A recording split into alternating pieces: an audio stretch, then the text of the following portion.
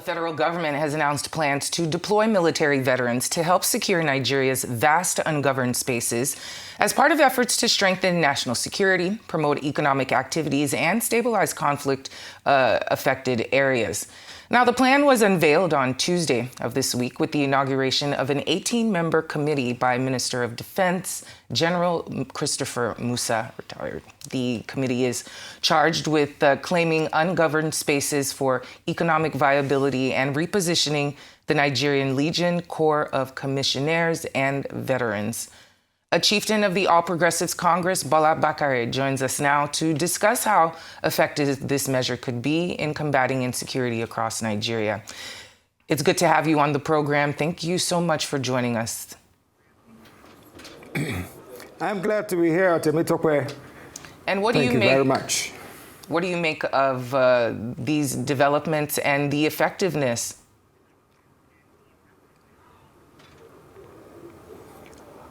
Thank you again. On a serious note, when it comes to security, it's a pure case of all hands being on deck. Like we say in the religious parlance, like we say it in Yoruba, Adura Oki Pojo. I say it in English, prayers can never be too much. Little wonder Muslims pray 5 times a day, Christians pray, they go to night vigil and the rest of it. What I'm saying in essence here is that things work out in the collective. And when we're talking about security, it has to be in the collective. What the chief of the Minister of Defense is doing is very, very, very apt as we speak. As a nation, we've spent so much money training these gentlemen, and then at the age of 60 thereabout, or after a period of 30, 35 years in service, they're due for retirement. Most of them, being disciplined men, still have the capacity to go ahead and still put in another 5, 10 years more. Little wonder if you go to some other developed countries, developed climes, they are moving their retirement ages from 60 to 65 to 67. And I guess we too were strong enough to go.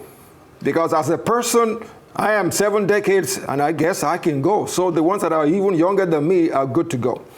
Now for us to talk in terms of ungoverned spaces, the military are very apt to that. Compared to other paramilitary, that is why the names are different. We have the military, we have the paramilitary. We have the Army, the Air Force, the Navy being military. We have the police and the other ones, Civil Defense Corps as being paramilitary. When it comes to ungoverned places or spaces, let us call it what it is. Jungles, forests, where nobody is. A good abode for wild animals and whatever it is that is there. And even if we have bandits and terrorists in there, they're as good as being wild animals. And it is the military that is very good to take care of things like that. I am happy the Minister of Defense is doing this, and I am sure we are going to have a proper gain in this wise, so that the other appendages of security, like the police force, can have their say and their way in urban, the cities, suburban areas, and villages. You see, when there is division of labor, there is that tendency for things to work out fine. I want to say once again, kudos to the Minister of Defense for putting our military, for putting our veterans, for putting our men that are retired but they are not tired back to the job.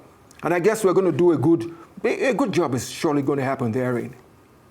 Now, Mr. Bakare, how will this initiative be funded, and is the budget sustainable, given Nigeria's current economic constraint? One thing we have to bear in mind is simple. Most of them are on pension. They are still being paid. The money might be minimal. All we need to do is just to up the ante and make it at par with their colleagues, or maybe at par with some other paramilitary agencies, and then get it done. I will say one thing to you. Which one is better? If we run a comparative analysis of a bandit who is next to being a nobody, kidnapping 20 people, and we are giving him 100 million here and there, 200 here and there, rather than giving it to people who are competent enough and earn a salary of between maybe 80, 150 to 200,000 a month, and then we are secured. The element of fear is no longer there. That is something we should care about. When it comes to funding, like they say, there's appliances that are bound. If you're going to bury somebody, or if somebody is going to die subsequently, the money for the burial is never together. If you're going to build a house, the complete money is never together. You start somewhere and you learn, you improve as you go. We are going to improve as we go. We would rather give the money to our veterans than give the money to all these bandits and terrorists in the name of kidnapping. That is something we got to do. And if that is taken away from our security architecture, then we are left with the police to do the policing of the urban, suburban, the villages, and what have you. Because that is highly important. Because there's an admixture of peacekeeping for the police and serious fighting for the military. Now that we've taken the military into our ungoverned areas, let us now look at our police force. What are they going to do? What can we do for them? And I tell you one thing, we need to incorporate our police force into what is really happening now. The Minister of Defense is drawing giving us a good design as we speak. The police force is a necessary factor. And if we are bringing them into it, we have to think of them. We really have to think of them. What can we do for them to perform better? On what status or what pedestal should we put them so that they can perform better? Honestly, one thing that bothers me when it comes to this, our security architecture, is the way we treat our security personnel. Thank God, the Minister of Defense is an ex-military man, and he knows how to command and order his men. There's a pure command and control within his capacity to get things done. Now let's look at the other part of the security architecture, the police force. We need to look at that closely. Lately, there is this element of state police and federal police. And it has become the norm in Nigeria. Everybody is saying, no, it's high time we have state police. Fellow Nigerians, for everybody that is saying we should have state police, I guess Nigeria is not ripe for state policing. The reason I am saying this is simple. There is an adage that says, if a needle does not have a thread in it, it will get lost. If we have state policing and then we give the police force to a state governor, for God's sake, politics is going to be played with it. We've had instances somewhere in the South where a sitting governor calls in the police and another ex-governor calls in the police, and there's a fracas here and there. You are setting the same arm of security architecture against one another. Another example is what happened in the north, somewhere in the north, where a governor says, we know who the bandits are. We know where they are. There is nothing we can do about it. Not just saying that alone. He said he's going to give amnesty to 70, if not more. What do you think will happen if the police force were in his hands? He will just take them in as policemen and then deploy them. What do you think is going to happen? We're going to have a police force of bandits. For God's sake, I will advise us, for those clamoring for it, they don't know the details. There is that element of local policing, but not state police. We need the order, we need the hierarchy, we need the command and control to come from Abuja. Let the states stay as they are, with orders coming from above. It might not be too nice on a regular basis, but it is important to us. That is why the element of Minister of Defense taking care of our forests and our bushes, the police taking care of our urban areas, and for God's sake, let us leave state policing alone. Let us improve on the federal police force that we have so that things can get better. Mr. And the funny thing we do to our policemen is we do not... Yes, my dear. Allow me to interrupt you. You know, you talked about some governors abusing it if we do have state police. But I know for a fact that we've had some presidents that have admitted, you know, that Boko Haram have infiltrated their own cabinet and they really couldn't do much about it. So really, what's the difference? Even at the federal level, it seems there's still abuse of the security forces, you know, going on in such instances, and they're helpless to prevent it. So isn't it the same at the end of the day? No, there is a marked difference. A marked difference in that when you have the power of governance to have a seat, to man a seat, as we have our police force, it's different from a pure case of somebody saying, okay, let us give amnesty. We've been doing it, and it hasn't been good. I don't want to mention the governor's name. There was a governor who said he was fooled twice.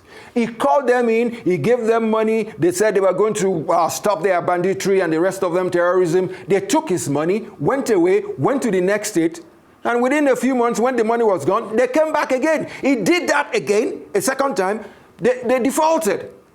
You see, when there is no command and control that has the federal might behind what you are doing, there is nothing that is going to happen. That is why I am saying, if you give it to politicians, for God's sake, politicians will do anything to win votes. There is the room of saying, go on campaign. There is the room of saying, oh, don't beat them. Just slap them a little bit. It is there.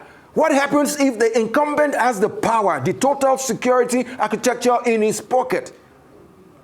These are things we shouldn't allow to happen. We are talking in terms of security. Let us give the police force what is needed for the security. Every time we tell them, oh, the police is not doing enough. The police is not doing enough. Take, for instance, the case of what we had lately, the case of our tinted glasses in vehicles. I keep telling people, are you a rogue that you will have to black out your car? Some people, some Nigerians are in that delusion of saying he wants to look like a VIP. That is why he has to cover his car. Why should you tint your car? Who are you? The people who put in government, the people who voted for, are the ones we allow to go in those tinted vehicles because they are doing the work for us. The police is not even saying, don't do it. They are even saying, if you want to do it, let us know you, let us clarify you, and let us know why you are doing it. For God's sake, Nigerians will go to court just for social media traffic. Go to court and say, go and get an injunction that says the police should not do that. Why should we do that to ourselves? Let me tell you one thing that is wrong with us now. Of all the mobility that is being used in banditry, terrorism, and kidnapping, you know the best? Motorcycles. When the fact came out that every motorcycle must be registered, these same people, our people, fellow Nigerians were saying, why do you want to make a poor man uncomfortable? A motorbike costs over 1 million naira. Why won't you spend 20,000 naira to put a license plate on it? It is because it is needed for the atrocity they are committing so that the police will not know what to do. If the police will come up with that now, say they've been at it before, that every motorbike must have a license plate. You will see some people will come up and say, leave them alone, they are poor people. Is a man with an investment of 1 million plus not able to buy a license plate of 20,000 naira? Why do we keep blaming the police? There are some other instances too that I have witnessed because I am about town too. You will find people, the license plate is supposed to be reflective so that the police can see what they are doing. You will see people, they will put some decor on it that will totally blank out the state. Right. Blank out the state. We are not making their job easy. Exactly. It's high time we make their job easy. It's high time we listen to them more. Well, it's high time we give them an enabling environment. For God's sake, we the populace, we have a lot to do. We are over 200 million, and we are talking about people that are just 350,000 human beings doing a human's job on our behalf. Let us give them all it takes. Yes. All it takes so that they can get their job done. Well, Bola, Bakare, I'm very vehement today. Yeah, you sure are. We can feel you through the screen, and we appreciate your passion and, of course, your time that you've spent with us here on Newsday. Thank you once again for joining us to discuss this topic. Bola Bakare.